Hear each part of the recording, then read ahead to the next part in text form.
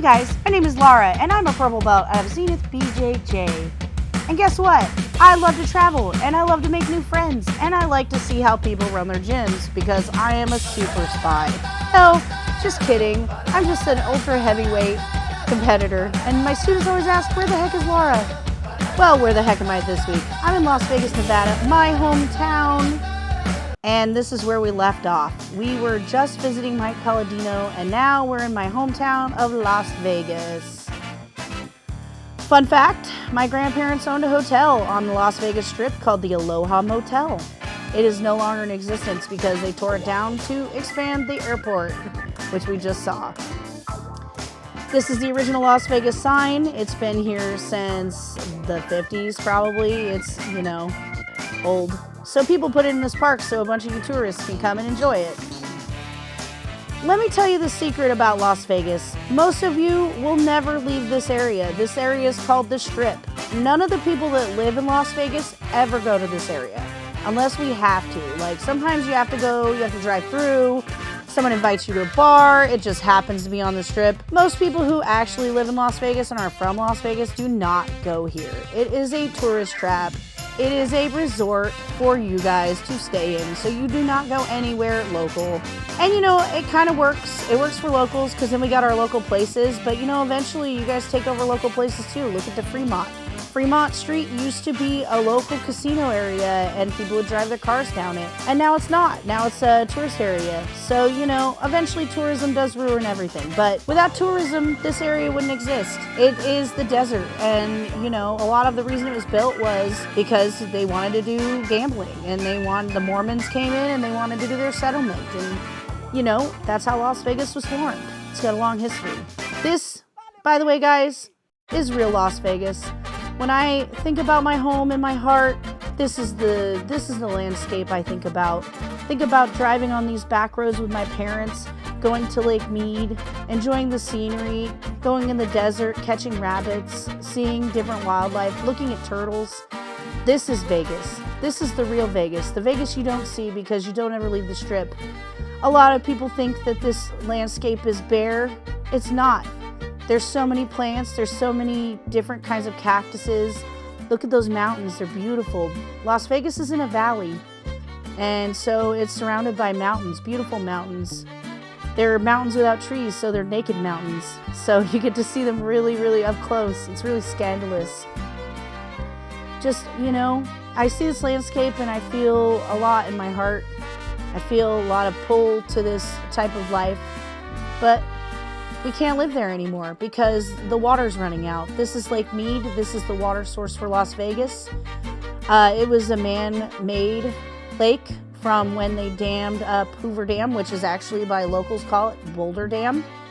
And the water's running out because too many people are moving here. When I grew up here, there were only 130,000 people. And when we moved away, now it's in the millions. And it's just not sustainable. So the sad part about this story is that I'm not ever able to go home. Okay, guys, I'm going to try to keep it light. Keep it light. Don't get too dark about it. By the way, you want to go to Vegas? You need to come here. You need to buy stuff here. This is where locals shop. This is swap meet. I spent many a youth walking through these halls, bargaining with stall owners. You want to see real Vegas? You want to meet real Vegas people? Go to a swap meet. There are swap meets all over Vegas. They're inside, they're outside. Super Fantastic, I think, is one of the better ones. They have a really good outdoor one in the neighborhood I grew up in. This is where Laura kicked that kid in the nuts. Like right here, right? Somewhere right over here. Back down there. No, but because this is Jefferson Street. Yeah, no, it was right here at this crosswalk. Yep. She kicked that kid in the nuts. Well, that little kid shouldn't have been mean to you. Fuck him. I hope he still can't have children because I kicked him in those nuts.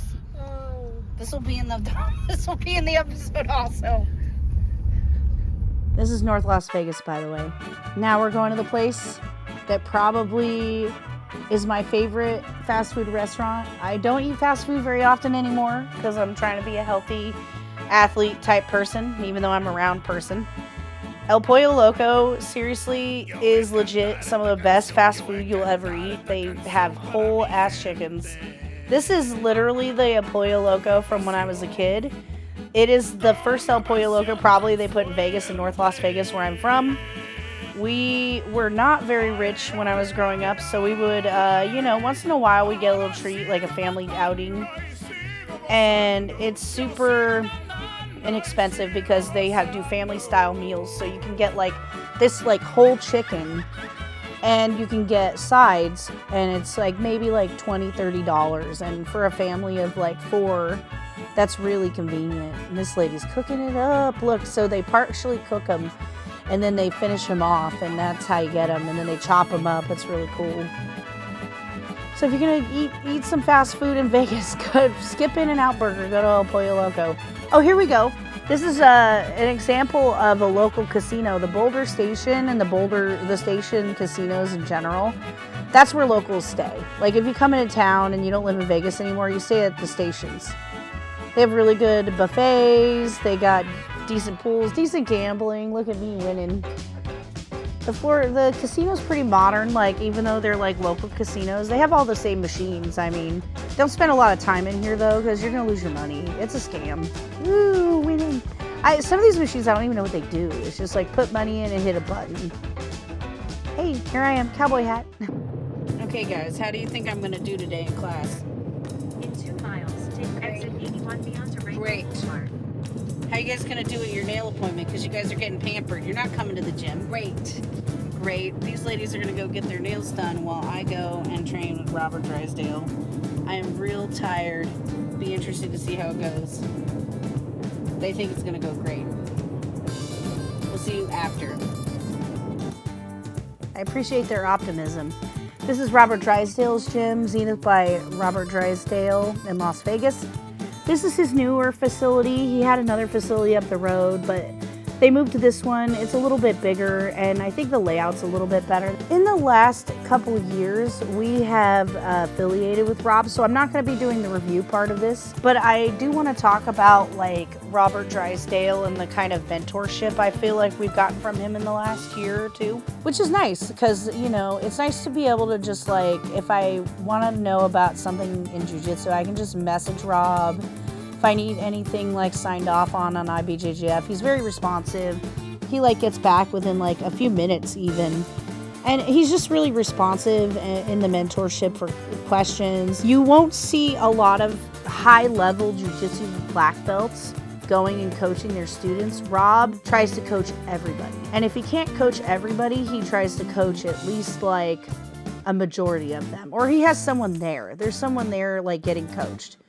And it's nice. Like, it's nice to have that. Having come from like, when you're in an MMA background, people don't care as much about jiu-jitsu. It's sort of just one of the 5 things that you're doing.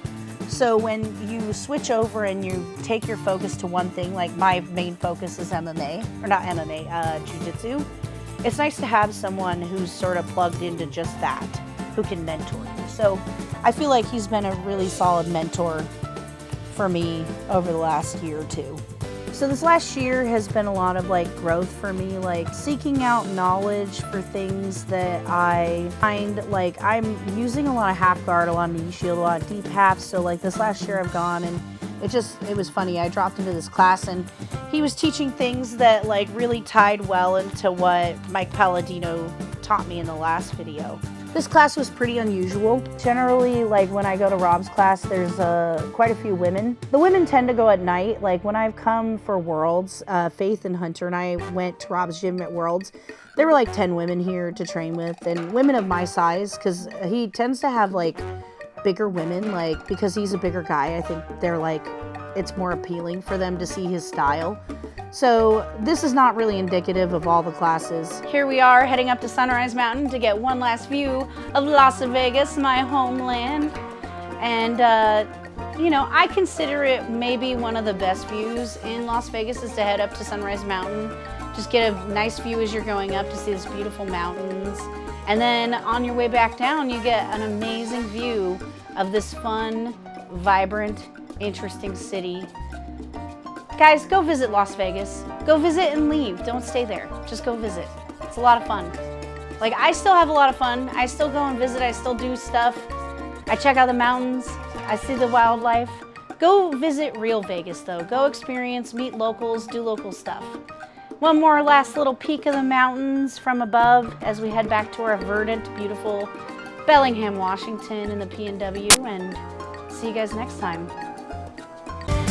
Like, subscribe, buttons, mash, go, bell, go, like us! Like us!